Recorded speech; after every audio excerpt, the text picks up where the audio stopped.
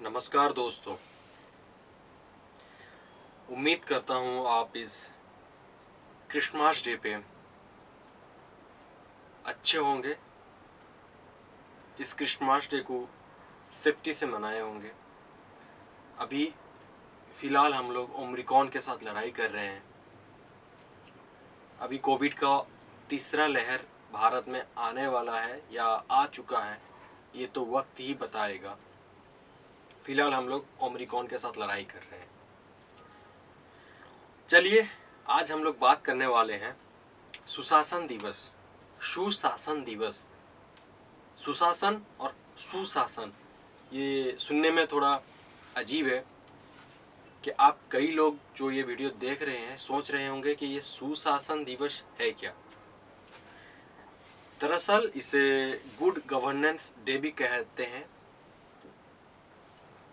ये साल 2014 से लेकर आज तक हर साल दिसंबर 25 तारीख को मनाते हैं।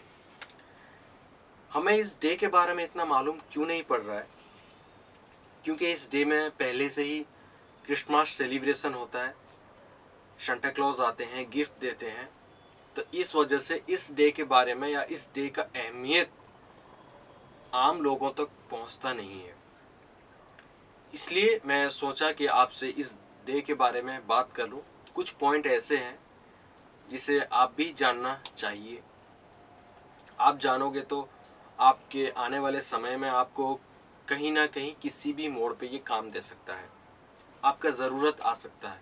डेफिनेटली ऐसा कोई इंसान नहीं है कि बोलेगा कि नहीं कि मेरा ये चीज़ या मेरा ये थिंग्स या मेरा ये गुड्स ज़रूरत नहीं है। हर एक छोटे सी छोटी चीज़ होना क्यों, हर एक इंसान के ज़रूरत में आता है। दरअसल ये गुड गवर्नेंस डे या सुशासन दिवस हमारे प्रधानमंत्री, जो कि अभी प्रेजेंटली जो प्रधानमंत्री हैं श्री नरेंद्र मोदी जी, इन्होंने डिक्लेयर किया था 25 दिसंबर जो है ये हमारा गुड गवर्नेंस डे है। क्यों? क्योंकि इस डे में अटल बिहारी वाजपेयी और मदन मोहन मालवीय दोनों को इंडिया का बेस्ट या इंडिया का ज़्यादा सिविलाइजेशन अवार्ड जो बोलते हैं, भारत रत्न, इन्हें सौंपा गया था या इन्हें मान्यता दिया गया था भारत रत्न का 2014 दिसंबर 23 तारीख को। वजह यह था, एक तो अटल बिहारी वाजपेयी हमारे पूर्व प्रधानमंत्री हैं। दूसरी बात, उन्होंने भारतीय जनता पार्टी का बनाने में, उसको खड़ा करने में उनका काफ़ी ज़्यादा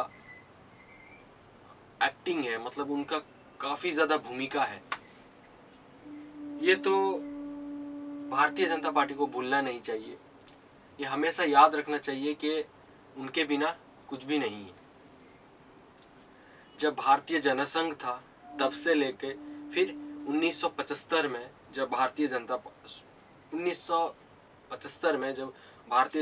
पार्टी बना, तब से लेके 2009 तक, जब तक वो अपने शरीर से या अपने शरीर के हालात पे वो झुक नहीं गए, तब तक उनका भारतीय जनता पार्टी और आरएसएस के खिलाफ या आरएसएस के साथ में उनका एक गठबंधन था, या बोल सकते हैं उनका उसमें परिवार बस रहा था।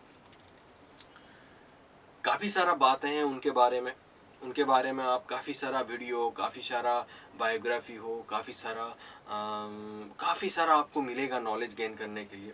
लेकिन उनमें से कुछ चंद बातें आज हम आपसे करना चाहते हैं।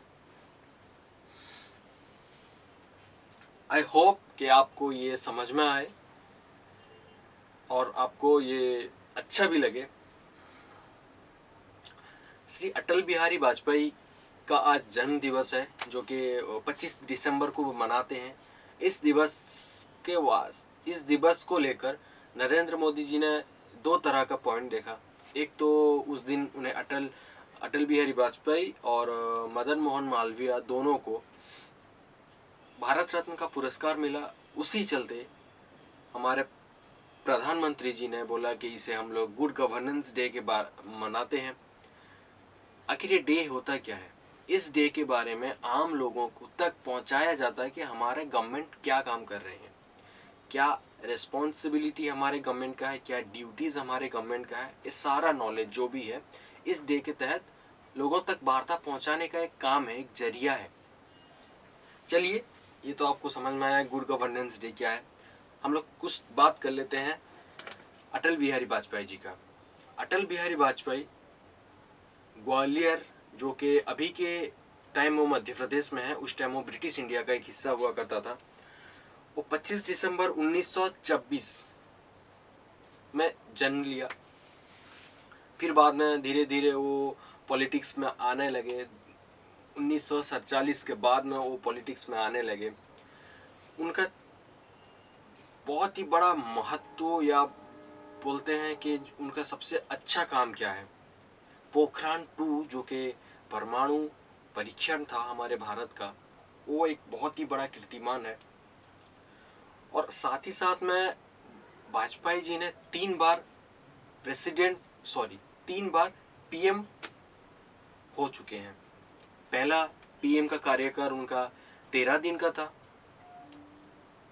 फिर दूसरा कार्यकाल उनका 13 महीने का था, फिर तीसरी बार वो जब प्राइम मिनिस्टर का शपथ ग्रहण किए तो वो अपना 5 साल का टेनियर जो होता है, या 5 साल का जो अपना खाता होता है, उन्होंने उसे पूर्ण किया। सही बात है, एक इंसान या एक नेता जो कि 2 बार, एक दिन, एक 13 बार, एक 13 दिन, एक 13 महीने के बाद 5 साल कंप्लीट किए हैं, ये अच्छी बात है। वाजपेयी जी के बारे में तो काफ़ी सारा आर्टिकल्स है, काफ़ी सारा वीडियो है, काफ़ी सारा उनका नॉलेज, मतलब आप उनके बारे में जानना चाहोगे तो अभी के वक्त में वो उनको आप जानना चाहिए, या उनके बारे में आपको नॉलेज गेन करना चाहिए। क्योंकि अभी का दौर ऐसे आ गया है, कोई पॉलिटिशियन को कोई भी इंसान या कोई भी स्टूडेंट याद नहीं रखना चाहता। अभी तक मैं ये नहीं देखा कि इतना सारा वीडियो वायरल हो रहा है, इतना सारा शॉर्ट वीडियो बन रहा है, इतना टिकटॉक आ गया, इतना सारा वीडियो में मैं किसी पॉलिटिशियन का रोल करते हुए किसी भी बंदे को नहीं देखा। सिर्फ एक इंसान है जो कि पीएम का आवाज निकालते हैं, उनका हालांकि नाम नहीं लूंगा, उनके सिवा और कोई भी ऐसा नहीं है कि पॉलिटिशियन का रोल करे या उनका प्रतिच्छवि बनने का कोशिश करे। कोई भी नहीं है अभी के टाइम में। अभी का दौर ऐसा आके पहुंच गया है, कोई बनना नहीं चाहता। हम सबों को मिलकर ये सोचना चाहिए कि पॉलिटिक्स में हम लोग नहीं उतरेंगे, पॉलिटिक्स नहीं करेंगे तो फिर करेंगे क्या कर पाएंगे हम लोग।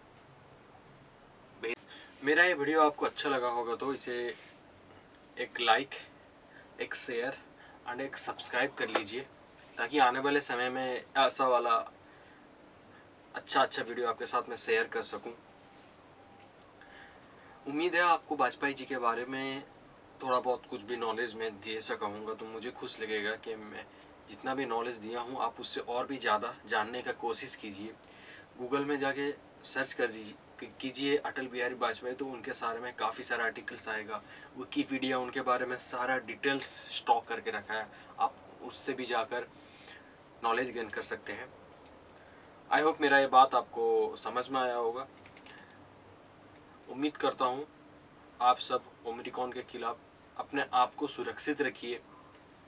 हो सके तो ज़्यादा से ज़्यादा लोगों को सतर्क कीजिए कि ओमिक्रॉन एक बार उसका पैर फिसलने लगा, ओमिक्रॉन का पैर फिसलने लगा तो वो दूसरी लहर से तीसरी लहर और भी खतरनाक साबित कर सकता है हम भारतवासियों के लिए या हम इंसान के लिए। खुश रहिए, मुस्कुराते रहिए और अपने अपने घरों में सेफ रहिए। Thank you.